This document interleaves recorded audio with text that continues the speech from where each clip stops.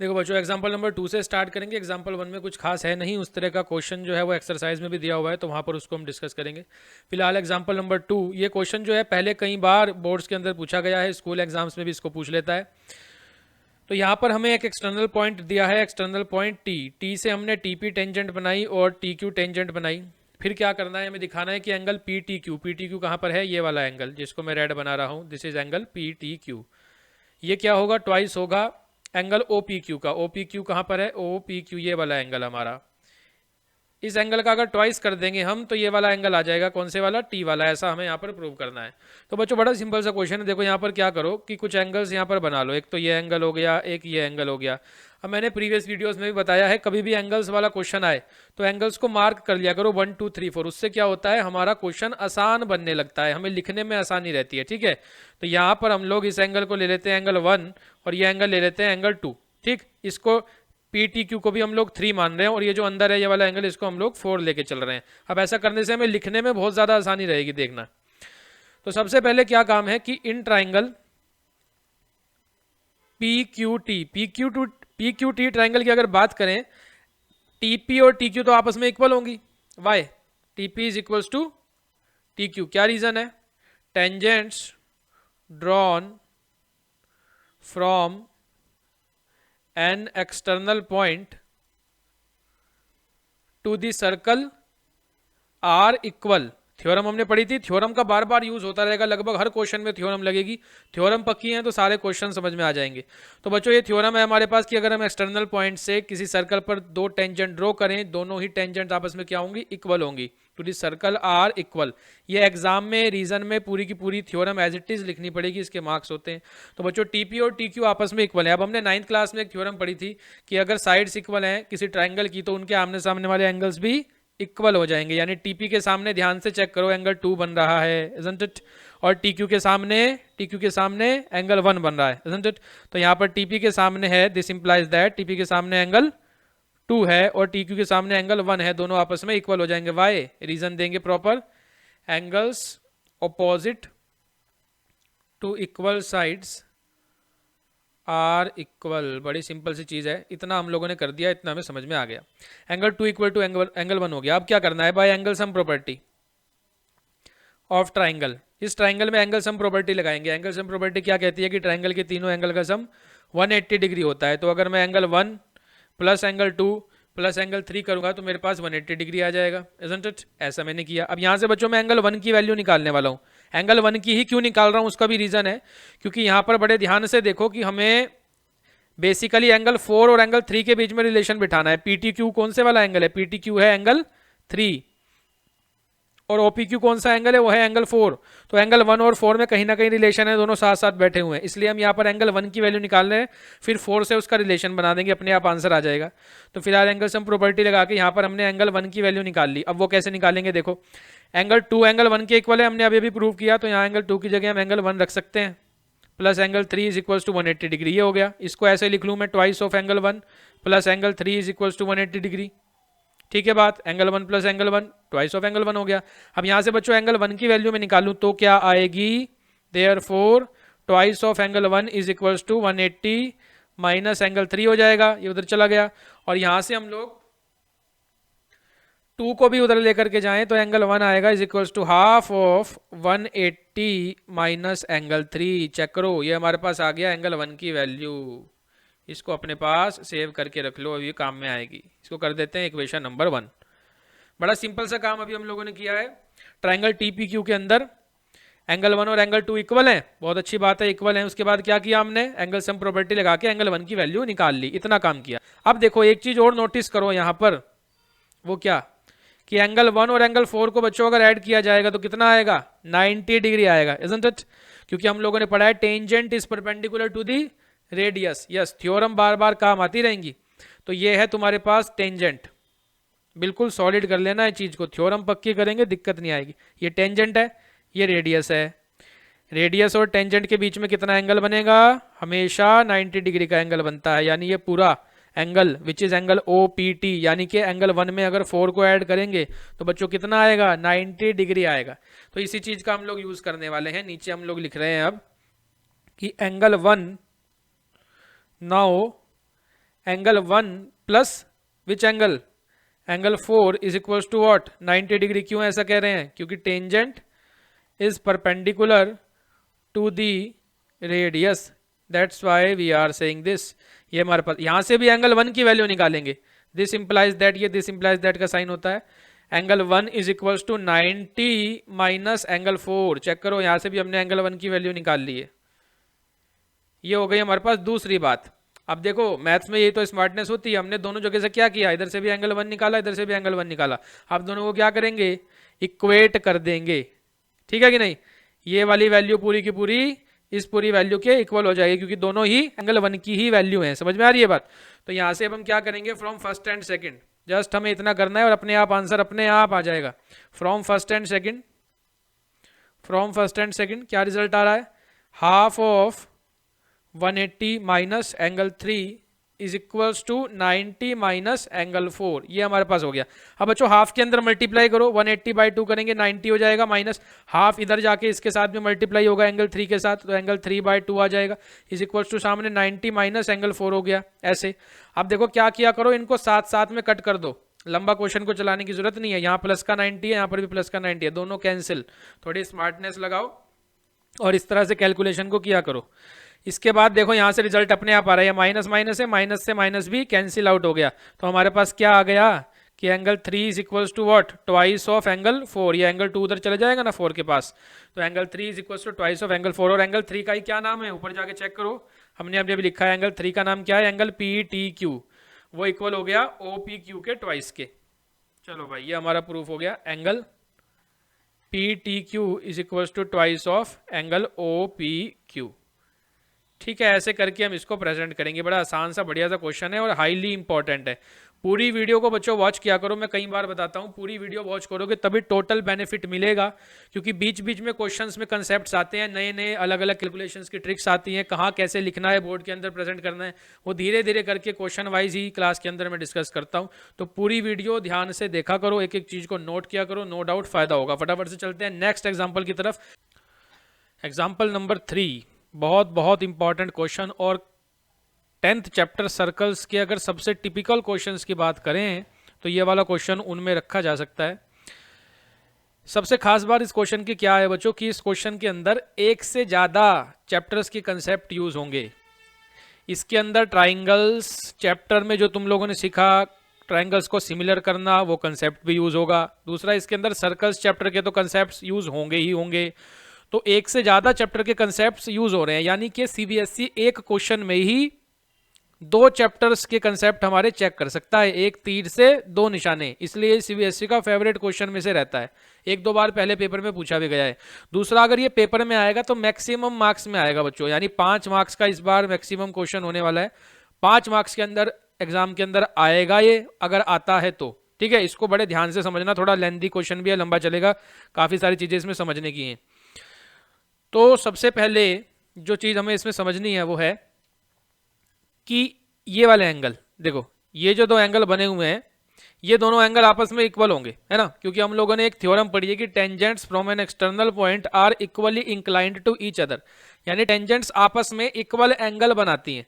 तो मानो ये एंगल 1 है, ये एंगल 2 है, तो दोनों आपस में क्या होंगे, इक्वल हो जाएंगे। ठीक है, फिलहाल हमारा क्वेश्चन का टारगेट क्या है कि हमें लेंथ ऑफ टीपी, ये जो टीपी है यहाँ पर, ये हमें निकालनी है, इसको फाइंड करना है, इसकी लेंथ है कितनी।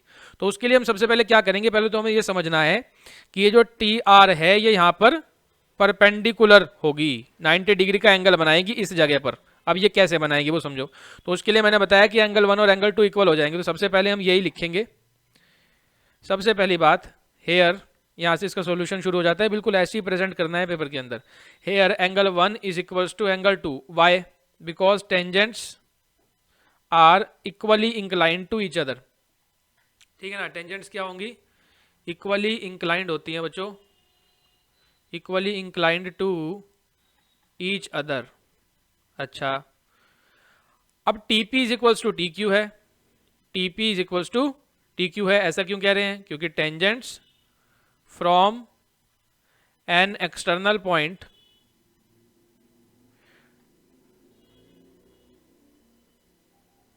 to the circle are equal in length, ये हमें पता है। दोनों थ्योरम का हमने यहाँ पर यूज कर लिया। ये ऐसा क्वेश्चन है कि इसके अंदर तीनों थ्योरम लग जाएंगे, जो मेन 3 थ्योरम है क्लास 10th के सर्कल्स की, वो सारी थ्योरम भी लग रही हैं, ट्राइंगल्स चैप्टर का कंसेप्ट भी लग रहा है सिमिलैरिटी का, तो बेस्ट क्वेश्चन बन जाता है बिल्कुल। साथ साथ वो जो नोट करते हैं ना, हमें अभी ये स्क्रीन को आगे शिफ्ट करना पड़ेगा। तो ये हो गया। अच्छा, टीपी टी क्यू के इक्वल होती है, तो यहां से हम एक बात कह सकते हैं कि ट्राइंगल टी पी क्यू एक आइसोसेलेस ट्राइंगल है, इजंट इट? लिंक हो रही है बात? टीपी अगर टी क्यू के इक्वल है, इसका मतलब दो साइड इक्वल हैं किसी ट्राइंगल की, तो फिर वो क्या कहलाएगा? आइसोसेलेस ट्राइंगल बच्चों कहलाएगा। और अब ये इंपॉर्टेंट पॉइंट है, आइसोसेलेस ट्राइंगल में वर्टेक्स एंगल का जो बाइसेक्टर होता है वो बेस के परपेंडिकुलर होता है। फिर से सुनो, आइसोसेलेस ट्राइंगल में जो वर्टेक्स एंगल का बाइसेक्टर होता है वो बेस के परपेंडिकुलर होता है। यानी कि अगर हम टी आर की बात करें, देखो ध्यान से, ये T R line TP Q एक आइसोसेलेस ट्रायंगल हो चुका है, टीपी टी क्यू के इक्वल होगी है, और टी आर ने क्या किया है? वर्टेक्स एंगल को, यानी जो सबसे ऊपर वाला एंगल है इस ट्रायंगल का, जो कि एंगल टी है, उसको बाइसेक्ट किया है कि नहीं? एंगल 1 को एंगल 2 के इक्वल किया है। इसका मतलब टी आर क्या होगी? पी क्यू के परपेंडिकुलर होगी। अब समझ में आया मैंने यहाँ पर 90 क्यों लिया है? सबसे पहले ये दिखाना पड़ेगा तुम लोगों को कि यहाँ 90 क्यों है। तो उसका रीजन क्या है? फिर से सुनो कि आइसोसेलेस ट्रायंगल हो और टॉप मोस्ट एंगल का जो एंगल बाइसेक्टर होगा वो बेस के क्या होगा? परपेंडिकुलर होगा। तो यहां पर हमने दोनों चीजें दिखा दी हैं कि एंगल 1 एंगल 2 के इक्वल है। इसका मतलब टी आर जो है वो एंगल टी को बाइसेक्ट कर रहा है बच्चों। इसका मतलब टी आर क्या है? Therefore T R is perpendicular bisector, perpendicular भी और बाइसेक्टर भी, ऑफ पी क्यू। ऐसे यहां से हम रिजल्ट को ले सकते हैं इसको। अच्छा, टी आर परपेंडिकुलर बाइसेक्टर हमने दिखा दिया पी क्यू का। इसका मतलब क्या निकलता है कि P R is equal to R Q भी हो जाएगी, क्योंकि बाइसेक्टर है ना, तो पी आर और आर क्यू आपस में इक्वल हो गई भाई। अब अच्छा, पी क्यू इन्होंने हमें बताई हुई है, देखो यहाँ लिखा हुआ है P Q is a cord of length 8 centimetre. पहली लाइन में ये इन्होंने हमें सूचना दी है कि P Q is a cord of length 8 centimetre. अब पी क्यू अगर 8 सेंटीमीटर की लेंथ है तो फिर वो हाफ अगर करेंगे तो 4 में आएगी हमारे पास। इसका मतलब पी आर के बारे में अगर बात करें केवल और केवल पी आर की, तो पी आर बच्चों यहाँ कितनी हो जाती है? 4 सेंटीमीटर हो जाती है। लिंक हो रही है बात? तो यहाँ पर हम रख देते हैं P R is equal to R Q is equal to बच्चों क्या बन गई? 4 सेंटीमीटर के। चलो यहाँ तक हम लोग आ गए। अब आगे अगली बात, अब सीधे ट्राइंगल पी आर ओ में जाओ। In triangle P R O triangle के अंदर आर ओ को हम फाइंड करेंगे।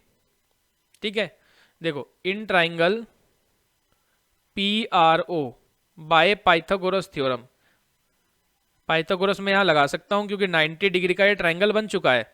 90 डिग्री हमने यहां बना लिया, अभी प्रूव किया परपेंडिकुलर।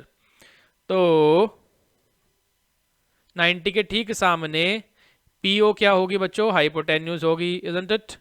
और ये हमारी हो जाएगी परपेंडिकुलर, और ये हो जाएगा हमारा बेस आर ओ। तो पी ओ का square is equals to P R square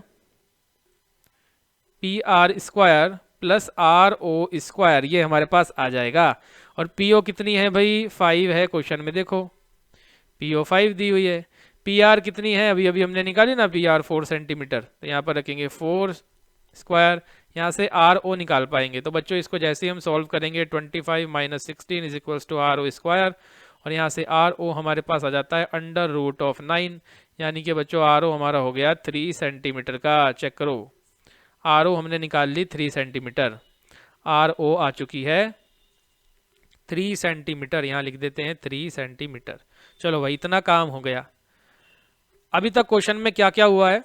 बहुत कुछ हो गया क्वेश्चन के अंदर। एक बार फटाफट से सुनो। हमने क्या किया कि ट्राइंगल टी पी क्यू को एक आइसोसेलेस ट्राइंगल बता दिया। यह आइसोसेलेस ट्राइंगल हो गया। इस आइसोसेलेस ट्राइंगल में हमने क्या कहा कि टी आर जो है वो इस एंगल को बाइसेक्ट कर रही है, क्योंकि एंगल 1 और एंगल 2 आपस में इक्वल है, इसका मतलब टी आर इसको बाइसेक्ट कर रही है। और आइसोसेलेस ट्रायंगल में टॉप मोस्ट वर्टेक्स को जो लाइन बाइसेक्ट करेगी वो एक्चुअली में क्या होगी, बेस के परपेंडिकुलर होती है। इसलिए बच्चों यहाँ पर ये 90 डिग्री हमें मिल गया एंगल। इस 90 डिग्री के मिलने से हमें एक बहुत बड़ा फायदा हुआ कि पी आर और आर क्यू भी इक्वल हो गए, क्योंकि परपेंडिकुलर बाइसेक्टर होता है ये। तो P R R Q equal होने से पूरी 8 दी हुई थी, तो ये ऊपर वाली हमारे पास पी आर आ गई बच्चों 4 सेंटीमीटर की। और फिर इसको 4 सेंटीमीटर लेकर के, और ये 5 सेंटीमीटर दी हुई है ही, हमने पाइथागोरस लगाई इस वाले ट्रायंगल में पी आर ओ में, और 3 सेंटीमीटर यहाँ पर ये फाइंड कर ली। इतना काम हमने यहाँ से कर दिया। तो 5 मार्क्स का क्वेश्चन बनता है कि नहीं बनता, इतना काम कर चुके हैं और अभी भी क्वेश्चन काफी बच रहा है। अब यहाँ पर आगे चलते हैं। अब ट्राइंगल्स चैप्टर के कंसेप्ट अप्लाई होंगे। ट्राइंगल्स चैप्टर, सर्कल्स चैप्टर में ट्राइंगल्स चैप्टर आ रहा है, ठीक है भाई। तो ट्राइंगल्स चैप्टर में अब हमें क्या यूज करना है, ट्राइंगल्स से हमें बच्चों 2 ट्राइंगल्स को सिमिलर करना पड़ेगा। कौन से 2 ट्राइंगल हैं वो, देखो एक ट्राइंगल पी टी ओ और एक पी आर ओ। जिन बच्चों ने ट्राइंगल्स पढ़ रखा है बड़ी अच्छी बात है, उन्हें अब मदद मिलेगी। जिन्होंने नहीं पढ़ रखा कोई घबराने वाली बात नहीं है, यहीं पर भी समझ में आ जाएगा कैसे हम ये काम करेंगे। देखो बच्चों पी आर ओ ट्राइंगल को ऑब्जर्व करो, पी आर ओ ट्राइंगल और एक पी टी ओ ट्राइंगल। यहाँ पर उनके नाम लिख लेते हैं हम अपने पास। ये सब एक के नीचे एक लिखता रहना है पूरे सॉल्यूशन में। पहले यहाँ, फिर उसके बाद इधर जाएंगे, फिर इधर से ये वाली चीज आ जाएगी। अब हम चल रहे हैं ट्राइंगल पी आर ओ और P T O, P R O and triangle P T O. चलो भाई क्या करना है इनके अंदर, इनके अंदर तुम्हें कोई 2 एंगल इक्वल ढूंढ रहे हैं। क्या करना है, कोई 2 एंगल इक्वल ढूंढ रहे हैं। अब हमने देखना शुरू किया, थोड़ा सी अकल लगाई, ध्यान से देखा, तो हमने देखा भाई ये एंगल जो ओ है, ये वाला एंगल जो रेड से शेड किया, ये पी आर ओ ट्राइंगल में भी आ रहा है और ये angle P T O triangle में भी आ रहा है। इजंट इट, सही है बात, बिल्कुल बिल्कुल, ये दोनों ट्राइंगल के अंदर आ रहा है, यानी ये कॉमन है। चलो एक एंगल तो मिल गया। तो P R O is equals to P O T, angle P R O is equals to angle P O T. क्यों कहा ऐसा हमने, क्योंकि कॉमन ये दोनों के अंदर है। एक काम, अब एक और एंगल तुम्हें ढूंढना पड़ेगा जो दोनों में इक्वल है। ध्यान से देखो, बहुत आसान है, मिल जाएगा। थोड़ी सी एक थ्योरम भी यूज करनी पड़ेगी। देखो बच्चों ये जो एंगल है, इसको हम ब्लू कर देते हैं, ये वाला एंगल, दिस एंगल, ये 90 डिग्री है। यहाँ पी आर ओ ट्राइंगल के अंदर ये एंगल 90 डिग्री है। अभी हमने यहाँ प्रूव किया ना, T R perpendicular bisector perpendicular. और बच्चों ये वाला एंगल पीटीओ ट्राइंगल में 90 डिग्री का होता है। क्यों, क्योंकि ये रेडियस है और रेडियस ये क्या है, टेंजेंट है। रेडियस और टेंजेंट आपस में परपेंडिकुलर होते हैं, यानी ये 90 यहाँ मिल जाएगा, इजंट इट। तो हम क्या कह सकते हैं कि एंगल पी आर ओ माने ये वाला एंगल, ये किसके इक्वल होगा, एंगल टीपीओ के। टीपीओ माने ये वाला एंगल, दोनों ही 90 डिग्री के हैं। तो इनको लिख देते हैं एंगल पी आर ओ है इसका नाम, बिल्कुल ये पी ओ आर है, ये हमने यहां पर बाय मिस्टेक लिख दिया, this is P O R और पी ओ टी, यस। और फिर P R O is equals to angle T P O, angle T P O. क्यों भाई, 90 डिग्री ईच, दोनों ही 90 डिग्री के हैं। अब बच्चों जिनको ट्राइंगल्स याद है बड़ी अच्छी बात है, वो जानते हैं, और जो नहीं जानते वो सुन लो, समझ लो। अगर हम 2 ट्राइंगल में 2 एंगल्स को इक्वल कर देते हैं, अगर हम 2 ट्राइंगल के अंदर किन्हीं भी 2 एंगल्स को इक्वल दिखा देते हैं, तो बच्चों ट्राइंगल सिमिलर हो जाते हैं। तो यहां पर हमने इन दोनों ट्राइंगल्स के अंदर 2 एंगल्स को इक्वल दिखा दिया, तो क्या होगा कि triangle P R O similar हो गया ट्राइंगल पी टी ओ के। सिमिलर बाय एंगल 2 एंगल को इक्वल दिखाया ना, तो बाय एंगल सिमिलैरिटी क्राइटेरियन से सिमिलर हो गए। सबसे आसान है, कुछ नहीं करना, 2 एंगल को इक्वल दिखाओ, ट्राइंगल सिमिलर हो गए। अब ट्राइंगल जब सिमिलर होते हैं, एक और इंपॉर्टेंट बात यहां पे निकल के आ रही है। हमने ट्राइंगल्स में क्या सीखा था, जब ट्राइंगल सिमिलर होते हैं तो उनके कोरेस्पॉन्डिंग साइड्स का रेशियो इक्वल हो जाता है। वर्ड्स पे ध्यान दो, कोरेस्पॉन्डिंग साइड्स का रेशियो इक्वल हो जाता है। कोरेस्पॉन्डिंग साइड्स का रेशियो लिख लो अपने पास, इक्वल हो जाता है। बड़ी इंपॉर्टेंट पॉइंट है ट्राइंगल्स की। जब ट्राइंगल्स सिमिलर होंगे, ट्राइंगल्स अगर सिमिलर हैं तो वहां से क्या चीज है कि कोरेस्पॉन्डिंग साइड्स का रेशियो क्या है, इक्वल है। अब देखो कोरस्पॉन्डिंग साइड्स कैसे निकालेंगे हम। POR, इसको नोटिस करो, POR। अब POR के ठीक सामने कौन सी साइड है वो हमें देखनी है। POR के ठीक सामने, POR ये ना, इसके ठीक सामने कौन सी साइड पड़ रही है? देखो PR साइड आ रही है, ध्यान से देखो, सब हटा देते हैं, इसमें से हमें कोई जरूरत नहीं है अभी यहाँ पर इन सब चीज़ों की, तो क्लियरिटी के साथ हमें दिख पाएगा। देखो यहाँ पर किस किस एंगल की बात हो रही है? POR, POR के ठीक सामने देखो PR साइड आ रही है, PR, तो यहाँ पर PR लिख दो आके। फिर इसके नीचे क्या लिखोगे? POT, POR लिखा ना, तो POR के नीचे POT जो उसके एंगल इक्वल है उसके सामने वाली साइड आ जाएगी उसके नीचे। तो POT के सामने कौन सी साइड है, चल के देखते हैं। POT, भाई POT तो ये वाला एंगल है, तो अब तुम कहोगे सर इसके सामने भी PR आ रही है, लेकिन POT एंगल जो है वो एक्चुअल में TPO ट्रायंगल का है ना, बड़े वाले ट्रायंगल का। तो फिर बड़े वाले ट्रायंगल में बताओ कि इस एंगल के सामने कौन से वाली साइड है, तो फिर थोड़ा आगे आगे चलना पड़ेगा हमें, तो दिखेगा कि TP साइड है भाई, इजंट इट, TP। तो यहाँ पर TP को लिख लेते हैं, PR के नीचे आ गया हमारे पास TP इज इक्वल्स टू। अब बच्चों अगली बात, PRO, PRO के सामने कौन सी साइड है देखते हैं। PRO के सामने कौन सी वाली साइड है, ध्यान से ऑब्जर्व करो। PRO ये वाला है हमारे पास एंगल, इसके सामने PO साइड आ रही है, इजंट इट। तो यहां पर हम लिख लेते हैं PO, ये आ गई PO। फिर उसके बाद एंगल TPO, TPO के सामने कौन सी साइड है, अब बड़े वाले ट्रायंगल में देखना है ये, तो बड़े ट्रायंगल में एंगल TPO के सामने, TPO माने ये वाला एंगल, इसके ठीक सामने बड़े ट्रायंगल में ये पूरी साइड आ रही है TO, चेक करो। तो यहाँ पर हम लिख देते हैं बच्चों TO। चलो ये हमारे पास आ गया अपॉन में TO। अच्छा ट्रायंगल के अंदर तीन साइड ही तो होती हैं, दो हम यहाँ लिख चुके हैं, PR और PO। अब कौन से वाली बची? छोटे ट्रायंगल में PR और PO तो हमने लिख ली, तो बची यहाँ पर RO, तो बच्चों RO आ जाएगी। और नीचे सेकंड बड़े वाले ट्रायंगल में PTO में TP और TO लिख चुके हैं, बड़े ट्रायंगल में TP लिख चुके हैं और TO लिख चुके हैं। कौन से वाली साइड बची बच्चों? PO बचती है, तो PO को लिख लेंगे। ये हो गया। अभी अभी जो हमने ये साइड्स, कोरेस्पॉन्डिंग साइड्स लेने में जो तरीका लगाया है, ये ट्रायंगल्स चैप्टर का कंसेप्ट है, बहुत ज़बरदस्त वाला, ठीक है, और बड़ा आसान है। इसको एक बार फिर से रिपीट करके समझना। जिन बच्चों को ट्रायंगल्स नहीं पता उन्हें थोड़ी यहाँ पर डिफिकल्टी हो सकती है, पर कोई बात नहीं, धीरे धीरे सब क्लियर हो जाएगा। वापस से सुनो, तो हमने यहाँ पर तीनों साइड्स का रेशियो इक्वल ले लिया है। अब क्या करना है? अब बड़ा आसान है, अब तो क्वेश्चन बिल्कुल लास्ट स्टेज में पहुंच चुका है, खत्म होने वाला है बस अब। तो PR है यहाँ पर, PR देखते हैं कितनी है, फिगर पे आ गए हम अपनी, हमने देखा PR कितनी है, हमें पता है क्या PR के बारे में कुछ? तो हाँ PR हमें पता है, PR 4 सेंटीमीटर है, यहाँ पे हमने लिखा हुआ भी है। तो हम वहाँ चल के PR की जगह बच्चों 4 रख देते हैं, ये हमने PR की जगह डाल दिया 4। अपॉन में TP कितनी है भाई? TP, अरे TP तो हमें निकालनी ही है, तो TP को TP ही रहने देंगे, इसके लिए तो सारी लड़ाई हो रही है। Is equals to PO, PO क्या है? PO यहाँ पर दिख रही है हमें, PO 5 सेंटीमीटर है, तो इसकी जगह हम लोग 5 डाल देते हैं। अपॉन में TO कितनी है? TO ये वाली साइड है, इतनी लंबी सी, सबसे बड़ी सी, और TO के बारे में हमें कुछ भी नहीं पता, तो TO को TO ही रहने देंगे। इज इक्वल्स टू RO कितनी है? RO ये वाली चीज, RO कितनी है? ये हमने शायद निकाली थी अभी, बिल्कुल यहाँ पर हमने इसी दिन के लिए निकाली है। RO है बच्चों 3 सेंटीमीटर, तो यहाँ पर रख देंगे 3।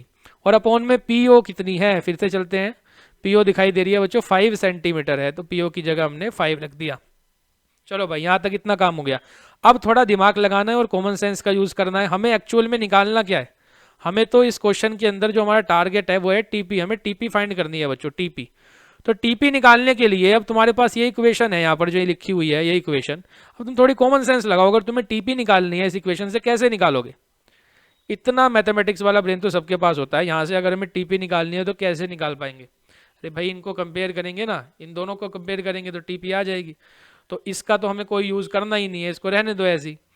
अब यहाँ पे 4/TP इज इक्वल टू 3/5, यानी कि बच्चों TP कितनी आ गई भाई? 5 इधर जाएगा, 4 के साथ मल्टीप्लाई होगा और 3 नीचे आ जाएगा, तो TP हमारे पास कितनी आ गई? 20/3, और यूनिट जरूर लगा देना, आधा मार्क्स कट हो जाता है वरना, सेंटीमीटर। ये बच्चों हमारा आंसर हो गया, TP निकल गई। और ये हमारे से कहे भाई TO भी निकाल दो, तो हमें तो कोई दिक्कत है ही नहीं, हम ये TO भी पता कर लेंगे, TO कितनी है। कैसे करेंगे पता?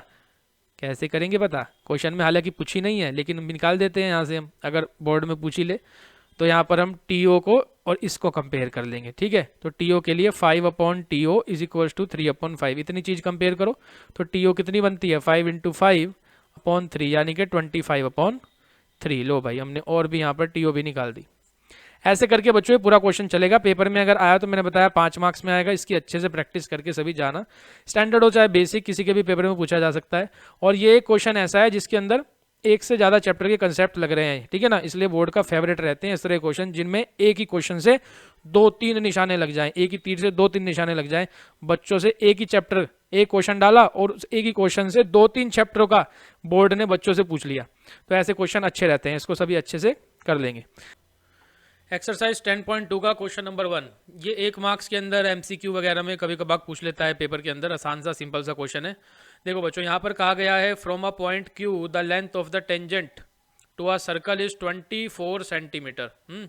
यानी हम लोग एक पॉइंट क्यू ले लेंगे, ये हमने पॉइंट क्यू लिया और इस पॉइंट क्यू से एक सर्कल पर टेंजेंट बनाई गई है, तो ये सर्कल बनाया और इस सर्कल पर इस पॉइंट क्यू से हमने एक टेंजेंट बनाई, ये रही। अब टेंजेंट की लेंथ जो होती है वो केवल और केवल पॉइंट ऑफ कॉन्टैक्ट तक काउंट होती है, हमेशा ध्यान रखना। यानी कि जैसे ही ये टेंजेंट क्यू पॉइंट से जो आई, ये आकर इसने सर्कल को यहाँ पर इस पॉइंट पर जैसे ही टच किया तो बस टेंजेंट की लेंथ जो होगी वो यहीं तक ही नापी जाएगी, पॉइंट एम तक नापी जाएगी। पॉइंट एम हमने इसको ले लिया पॉइंट ऑफ कॉन्टैक्ट को, यहाँ तक ही टेंजेंट की लेंथ को हम लोग मेजर करेंगे। यानी कि इन्होंने कहा है पॉइंट क्यू से the length of a tangent to a given circle is 24 centimetre. तो फिर भाई ये जो क्यू एम हो गई हमारे पास 24 सेंटीमीटर। फिर आगे कहा है and the distance Q from the centre is but 25 centimetre. Distance Q from the centre, centre यहाँ पे सर्कल का रहा होगा, let it be centre O, और यहाँ से पॉइंट क्यू का डिस्टेंस जो है दैट इज 25 सेंटीमीटर, ये दिया हुआ है। अब हमें करना क्या है, the radius of the circle is, ठीक है। तो यहाँ पर हम लोग ज्वाइन कर लेंगे ओ एम को, ये बन गई हमारे पास इस सर्कल की रेडियस, यही हमें फाइंड करनी है, ये हमारे सामने सवाल है। अब बच्चों यहाँ पर गलती कहाँ होती है उसको समझो। यहाँ पर सबसे ज़्यादा मिस्टेक होती है हाइपोटेन्यूज मानने में, बच्चे गलती करते हैं, हाइपोटेन्यूज गलत ले लेते हैं। देखो हमें पता है कि रेडियस टेंजेंट के परपेंडिकुलर होता है, यानी यहाँ पर 90 डिग्री का एंगल बनेगा। ये व्हाइट वाला जो हमने बनाया ये 90 डिग्री का एंगल होगा, why because tangent is perpendicular to the radius. अब हाइपोटेन्यूज किसको लोगे, अगर फिगर को तुम लोग देखोगे मोस्ट ऑफ द स्टूडेंट्स जो है गलती कर देते हैं, क्यू एम को ले लेते हैं हाइपोटेन्यूज, लेकिन क्यू एम हाइपोटेन्यूज नहीं है। हाइपोटेन्यूज क्या होती है, 90 के ठीक सामने वाली साइड, सबसे बड़ी साइड, 90 डिग्री के ठीक सामने, 90 डिग्री के ठीक अपोजिट जो साइड होगी वही हाइपोटेन्यूज रहेगी, चाहे ट्राइंगल तुम्हारा कैसे भी बना हुआ हो। तो इसका मतलब हाइपोटेन्यूज का काम कौन करेगी, क्यू ओ करेगी, ठीक है। और बेस रेडियस को ले लेते हैं, बेस और परपेंडिकुलर तो अपने हिसाब से मान सकते हैं यहाँ, और परपेंडिकुलर हम लोग क्यू एम को ले लेंगे। तो सिंपल सा तरीका है, अब हम क्या करेंगे, पाइथागोरस लगाएंगे क्यू एम ओ ट्राइंगल में। लेकिन लिखना कैसे है, सबसे पहले लिखेंगे in triangle Q M O angle O M Q is equals to 90 degree, why because tangent is perpendicular to the radius. ये लिख के दिखाना पड़ेगा, मार्क्स होते हैं इस चीज के, पहले हम 90 डिग्री शो करेंगे, फिर लगाएंगे बच्चों Pythagoras theorem. Bye Pythagoras theorem, bye Pythagoras theorem हमने देख लिया हाइपोटेन्यूज हमारी क्यू ओ है 90 के ठीक सामने, क्यू ओ का square is equals to perpendicular का स्क्वायर यानी कि क्यू एम प्लस बेस का स्क्वायर यानी कि ओ एम का स्क्वायर। क्यू ओ है 25, क्यू एम है 24, चलो तो यहाँ पर ये हो जाएगा प्लस आर का स्क्वायर और बस 25 का स्क्वायर 625, 24 का स्क्वायर 4, 576 प्लस आर स्क्वायर, तो आर स्क्वायर बच्चों हो गया 625 माइनस 576, यानी कि R square is equal to 625 में से 576 जाएंगे तो बचेगा 49 हमारे पास रह जाएगा, यानी आर इज इक्वल टू √49। तो रेडियस कितना आ गया बच्चों, 7 सेंटीमीटर। ये हमारा इसका आंसर हो जाएगा। इस तरह से इसको पेपर में प्रेजेंट करना है, और जो मैंने चीज़ बताई 90 के ठीक सामने हाइपोटेनस, इसको हाइपोटेनस मानना है, बस ये इसमें ध्यान रखेंगे। नेक्स्ट क्वेश्चन फिर से 1 मार्क्स के अंदर पेपर के अंदर इसको पूछ लेता है। देखो बड़ा आसान सा क्वेश्चन है, कैसे सोचेंगे इस क्वेश्चन को, सोचेंगे कैसे वो चीज़ इंपॉर्टेंट है। हमने पढ़ा है कि tangent is perpendicular to the radius, बार बार ये थ्योरम काम में आती रहेगी। तो बच्चों ये टेंजेंट है पीटी और ये तुम्हारा हो गया रेडियस, टेंजेंट और रेडियस में एंगल बनेगा 90 डिग्री का यहाँ पर। इसी तरह से ओ क्यू है रेडियस और टी क्यू क्या है टेंजेंट है तो यहाँ पर भी एंगल बनेगा 90 डिग्री का। बस हो गया सॉल्व। देखो कैसे, अब यहाँ पर हम सबसे पहले तो इसी चीज़ को लिख देंगे कि angle P is equals to angle Q is equals to 90 degree, दोनों ही 90 डिग्री के होंगे। क्यों? क्योंकि tangent is perpendicular to the radius through the point of contact. Theorem यहाँ पर लिखेंगे। इसके बाद इन क्वाड्रिलेटरल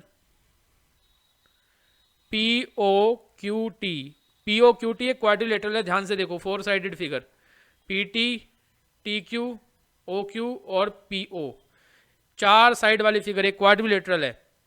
और क्वाड्रिलेटरल के चारों एंगल का सम कितना होता है?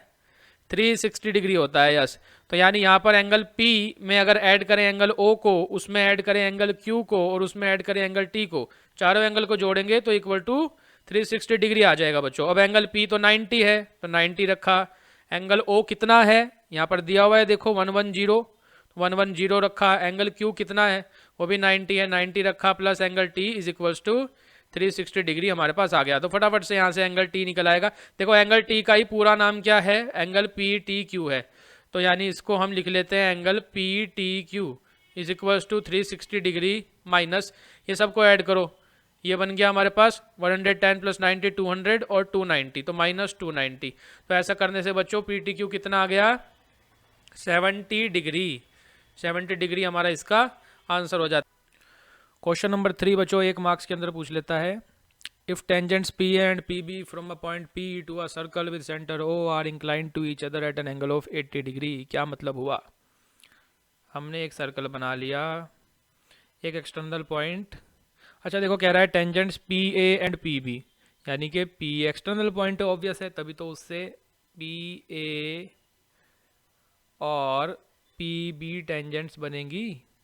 ये बनाई हमने यहाँ पर PB, PA और PB दो टेंजेंट हो गई। From a point P to a circle with centre O, circle का सेंटर है O, are inclined to each other at an angle of 80 degree, यानी टेंजेंट्स के बीच में जो एंगल बन रहा है वो 80 डिग्री का बन रहा है। ये पूरा एंगल कितने डिग्री का बनता है बच्चों?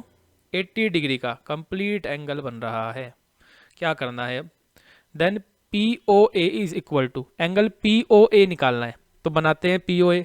POA बनाने के लिए हमें ऐसे AO को ज्वाइन करना होगा और फिर यहाँ से इसको भी ऐसे ज्वाइन करना पड़ेगा। तो POA ये वाला एंगल ये हमें निकालना है, इसको रेड से कर देते हैं शेड। ये रेड एंगल हमें यहाँ पर बच्चों फाइंड करना है। देखो जिसकी थ्योरम थोड़ी पक्की है, थ्योरम्स अच्छे से जिसको आ गई हैं अब तक, वो इसको एकदम इजीली निकाल देगा। जैसे कि इसको निकालने के लिए मैं क्या करूँगा, मुझे पता है कि ये वाला एंगल ऊपर वाला जिसको मैं वाइट शेड कर रहा हूँ, ये कितना हो जाएगा? अगर पूरा 80 है बच्चों तो ये वाला कितना आ जाएगा? 40 आ जाएगा, इजंट इट? वाई? रीजन देंगे, tangents are equally inclined to each other,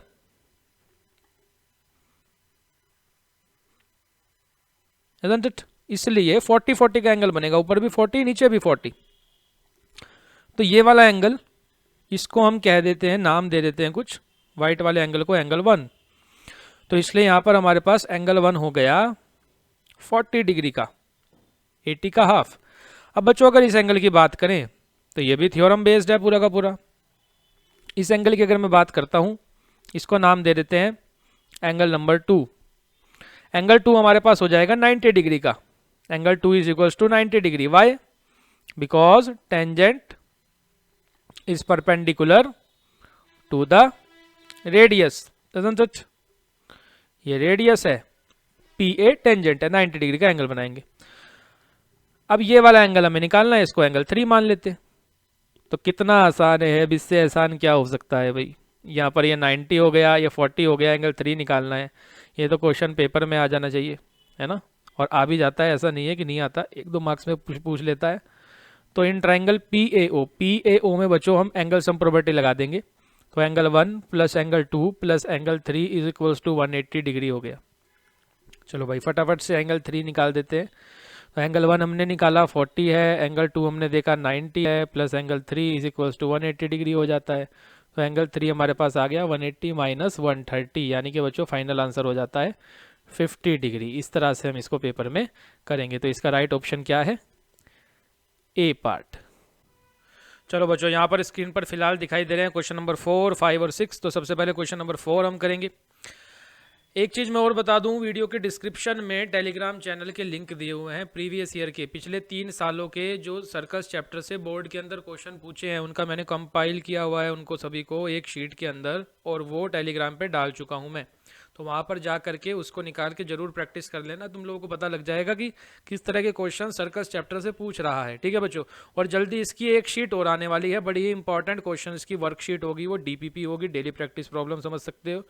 उसको भी वहाँ से डाउनलोड करना, उसका लिंक भी जल्दी मिलेगा आने वाली वीडियोस के डिस्क्रिप्शन में।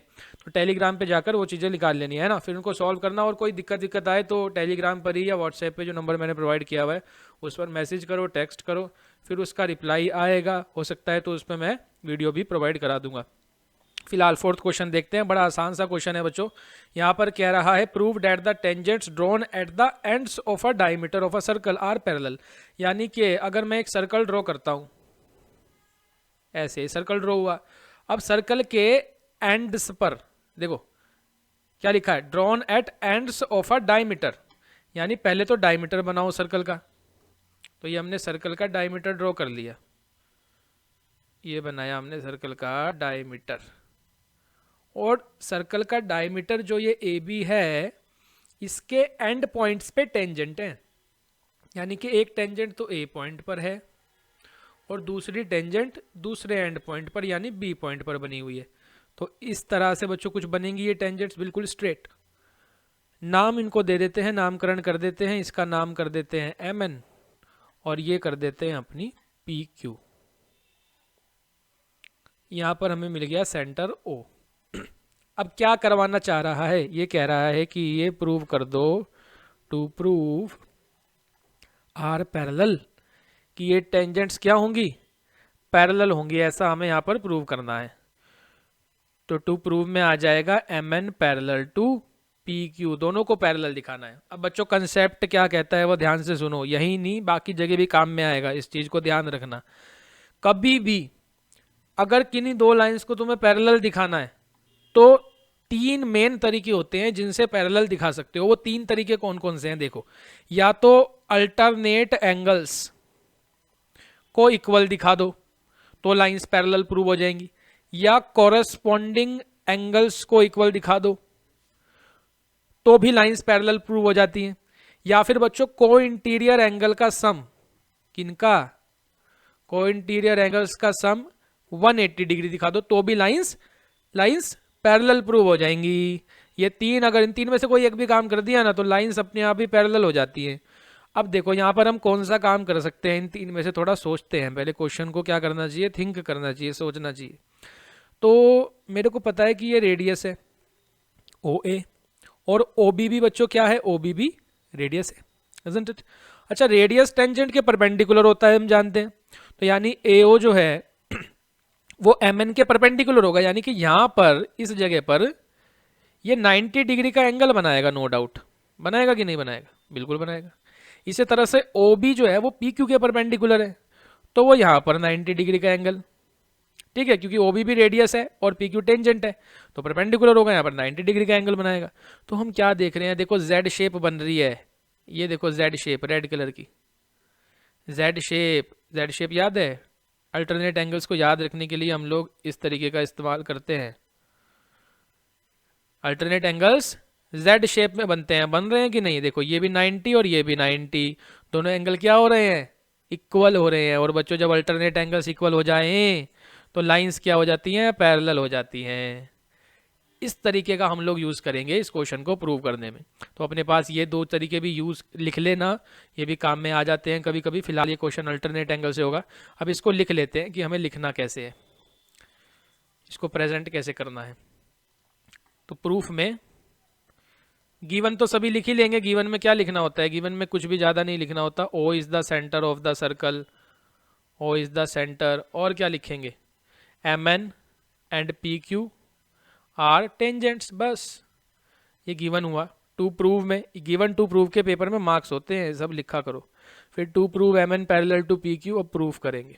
चलो भाई, तो यहाँ पर इनको नाम दे देते हैं। मैंने बताया है पहले भी कि एंगल्स को नाम दे दिया करो कुछ 1 2 3 4 इस तरीके से, तो लिखने में उससे आसानी रहेगी।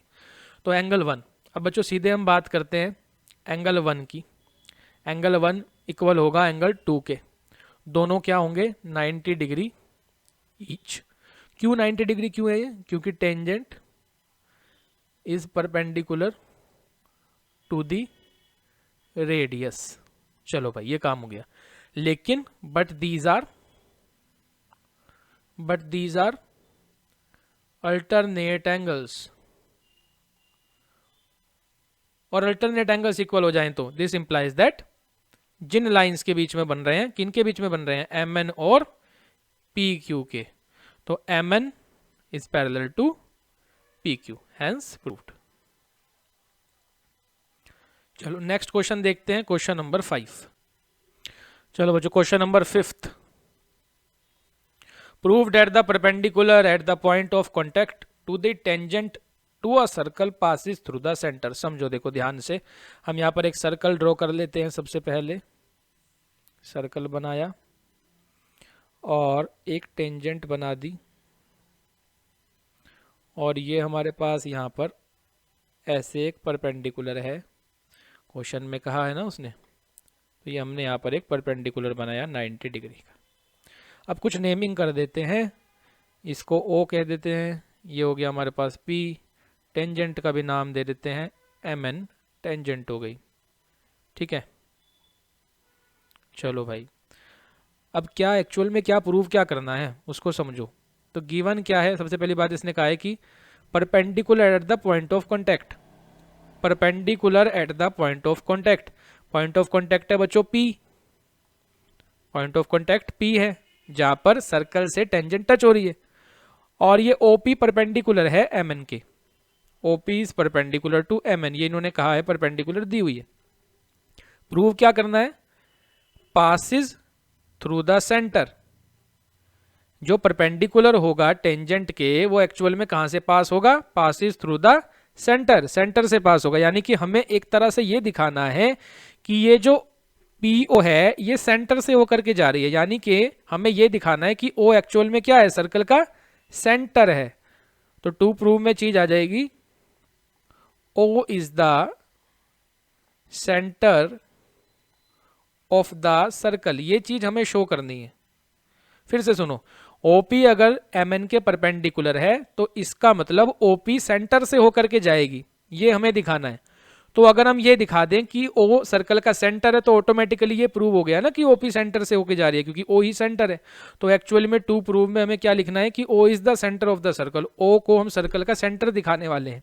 अब बच्चों ये चीज जो हम प्रूव करेंगे कॉन्ट्राडिक्शन के थ्रू प्रूव करते हैं, बाय कॉन्ट्राडिक्शन मेथड, जो फर्स्ट चैप्टर में रियल नंबर्स चैप्टर के अंदर भी यूज हुआ है इरेशनल प्रूव करने में, ठीक है।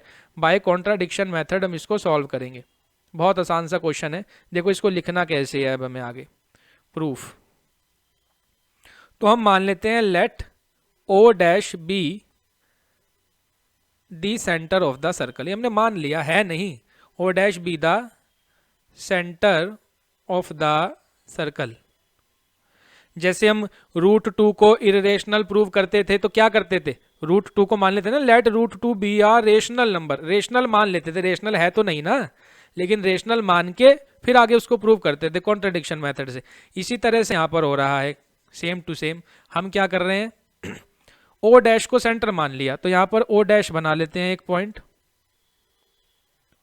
ये बनाया हमने O डैश, और ये सर्कल का सेंटर हो गया तो इसको ज्वाइन कर देते हैं यहां पॉइंट ऑफ कॉन्टेक्ट P से।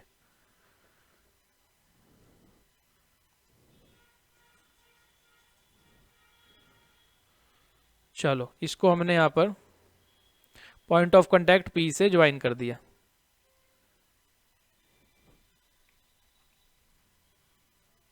अब आगे, अब अगर O डैश सर्कल का सेंटर है तो हमने थ्योरम पढ़ी है कि भाई radius is perpendicular to the tangent. तो O डैश अगर सर्कल का सेंटर है बच्चों, इसका मतलब क्या निकलता है, this implies that O dash P is the radius of the circle, isn't it? क्योंकि O डैश सर्कल का सेंटर हो गया ना, तो O डैश P क्या हो गई भाई, सर्कल की रेडियस हो गई। और अगर ये सर्कल की रेडियस है तो तो यहाँ से मतलब निकलता है this implies that O dash P is perpendicular to M N. Why? Because tangent is perpendicular to the radius. अब बच्चों ध्यान दो, अगर O dash P M N के परपेंडिकुलर है, इसका मतलब angle O dash P N 90 degree का है, isn't it? क्योंकि O dash P M N के परपेंडिकुलर, इसका मतलब ये जो एंगल बनेगा ये वाला, ये कितने डिग्री का होगा? 90 डिग्री का होगा. ठीक है, ये तो यहां से आ रहा है, किससे? जो हम मान के चले उससे निकालने पर क्या आ रहा है? O dash P N 90 degree आ रहा है. लेकिन but angle O P N is equals to 90 degree. ये कहां से ले आए भाई? यहाँ देखो गिवन में दिया हुआ है ओपी परपेंडिकुलर है एम एन के, और ओपी अगर एम एन के परपेंडिकुलर है, इसका मतलब angle O P N, figure में देखो ओ पी एन एंगल कितना होगा? 90 डिग्री का होगा. ये हमने गिवन से लिया. अब इन दोनों चीजों से एक रिजल्ट आ रहा है. फ्रॉम अबव वी गेट, दोनों एंगल क्या हो रहे हैं बच्चों? इक्वल हो रहे हैं. Angle O dash P N equal हो रहा है एंगल ओ पी एन के, क्योंकि दोनों ही 90 डिग्री हैं. अब यहीं से बात कॉन्ट्राडिक्ट हो जाएगी. यहीं से क्या निकल के आ रहा है? ओ डैश पी एन ये वाला एंगल है, ये वाइट वाला है ना, और ओ पी एन कौन से वाला एंगल है? वो ये पूरा एंगल है, ये पूरा का पूरा. तो ध्यान से देखें अगर हम फिगर को, तो जो व्हाइट वाला एंगल है वो तो ब्लू वाले एंगल का पार्ट है, isn't it? ये व्हाइट वाला एंगल ब्लू वाले एंगल का पार्ट है. और पार्ट होल के इक्वल कैसे हो सकता है? क्योंकि पार्ट जो है वो कंप्लीट से होल से तो छोटा ही होगा ना, वो होल से बड़ा तो नहीं हो सकता या उसके इक्वल तो नहीं हो सकता. तो यहां पर क्या आ रहा है? ये दोनों आपस में इक्वल आ रहे हैं, तो ये बात क्या हो गई? कॉन्ट्राडिक्ट हो जाती है. तो हम यहां पर क्या लिखेंगे? सेम चीज हम यहां पर लिखने वाले हैं, but according to figure angle O dash P N क्या है? Is a part of angle O P N, and part cannot be equal to the whole. Part बच्चों होल के इक्वल नहीं हो सकता. तो हमने अपनी बात को गलत प्रूव कर दिया. हम क्या मान के चले थे? हम मान के चले थे ओ डैश क्या है? सेंटर है सर्कल का. So this contradicts the fact that O dash is the centre of the circle. Yes. और हम क्या कह सकते हैं? And we can say that O dash and O दोनों के दोनों क्या करेंगे? Will coincide with each other. Will coincide with each other. Coincide का मतलब बच्चों होता है कि एक के ऊपर एक लाई करेंगे, अलग अलग नहीं होंगे. जैसे हमने यहां फिगर में दिखाया ओ डैश इधर बना रखा है, ओ उधर है ना. कोइंसाइड का मतलब एक के ऊपर एक लाई करेंगे. तो असल में ओ डैश कोई पॉइंट एग्जिस्ट नहीं करता. ओ डैश एक्चुअली में ओ ही है. तो वही क्या है? सेंटर है. तो ओ डैश जो हमने सेंटर माना है, ओ डैश एक्चुअल में क्या है? वही ओ है. तो यहां पे क्या प्रूव हो गया? This implies that O is the only centre of the circle. तो ये बात प्रूव हो गई कि जो परपेंडिकुलर है वो हमेशा कहां से पास होगा? सेंटर से पास होगा बच्चों. Hence proved. तो इस तरह से हमें इसको लिखना है पेपर के अंदर, ऐसे इसको प्रेजेंट करना है. वीडियो को पॉज करके इसको नोट करो. नेक्स्ट क्वेश्चन की तरफ चलते हैं. तो बच्चों हमारी आज की क्लास शायद सबसे लंबी रहने वाली है. ये इसमें हम एक ही वीडियो के अंदर पूरी की पूरी एक्सरसाइज 10.2 कंप्लीट करने वाले हैं. एक एक क्वेश्चन और एग्जांपल्स भी उसके किए हैं. तो काफ़ी लंबी सी वीडियो है, नो डाउट बनने जा रही है. तो यहाँ पर फिलहाल हम 6 क्वेश्चन पे पहुँच चुके हैं. 6th क्वेश्चन में, अच्छा ये क्वेश्चन भी जो है बेसिक के पेपर में हो या स्टैंडर्ड के पेपर में, 1 मार्क्स के अंदर पेपर में तुम्हारे पूछ सकता है. इसको करना कैसे है? बहुत आसान सा क्वेश्चन है. यहाँ पर हमें एक सर्कल सबसे पहले ड्रॉ कर लेना है, तब समझ में आएगी ना बात. तो the length of a tangent from point A. From point A, इसका मतलब ए पॉइंट से एक टेंजेंट जा रही है, ये गई है ऐसे सर्कल की तरफ. ठीक है. At a distance of 5 centimetre from the centre. यानी सर्कल के सेंटर से वो जो पॉइंट है वो 5 सेंटीमीटर के डिस्टेंस पर है। तो बच्चों इसको सेंटर को ओ अगर माने हम, तो ये ओ ए हमारे पास हो गई 5 centimetre. Of the circle is 4 centimetre. पूरा क्वेश्चन ध्यान से पढ़ोगे, the length of a tangent is 4 centimetre, ये समझ में आएगा कि टेंजेंट की जो लेंथ है वो 4 सेंटीमीटर है। तो ये 4 सेंटीमीटर दिए हुए, इस पॉइंट को ए ले लेते हैं। ए तो अच्छा वहाँ लिया हुआ है, तो इसको कुछ और लेना होगा, तो इसको हम लोग ले लेते हैं पॉइंट बी। अब निकालना क्या है, find the radius of the circle. तो ये ओ बी को अगर ज्वाइन करेंगे तो ये रेडियस आ जाएगा, यही हमें यहाँ पर फाइंड करना है, ये हमारा टारगेट है। बहुत आसान क्वेश्चन, बस इसमें एक चीज़ ध्यान रखना, मैंने पहले भी बताई थी। देखो बच्चों ये आर है और ये है टेंजेंट, तो यहाँ पर 90 डिग्री बनेगा। Tangent is perpendicular to the radius, बार बार ये चीज़ आ रही है, मैंने स्टार्टिंग में जब थ्योरम सिखाई थी तभी बताया था कि ये थ्योरम हर क्वेश्चन में यूज होगी। तो tangent is perpendicular to the radius, यहाँ 90 आ गया नो डाउट। अब इसके अंदर हम बच्चों पाइथागोरस लगाएंगे और झट से आर निकाल लेंगे। बस ध्यान क्या रखना है, गलती कहाँ होती है, हाइपोटेन्यूज कौन सी होगी, परपेंडिकुलर कौन होगा और बेस कौन होगा, ये मानने में गलती होती है। तो सिंपल सा कंसेप्ट है, मैं बार बार बताता हूँ कि 90 के ठीक सामने वाली जो साइड होगी वो हाइपोटेन्यूज होगी। चाहे ट्राइंगल कैसे भी बन रहा हो तुम्हारा, उल्टा सीधा टेढ़ा मेढ़ा कैसा भी ट्राइंगल हो, 90 के ठीक सामने जो साइड है वो हाइपोटेन्यूज होती है। तो ये हाइपोटेन्यूज हो जाएगी कौन, ओ ए, ठीक है, ये हाइपोटेन्यूज है।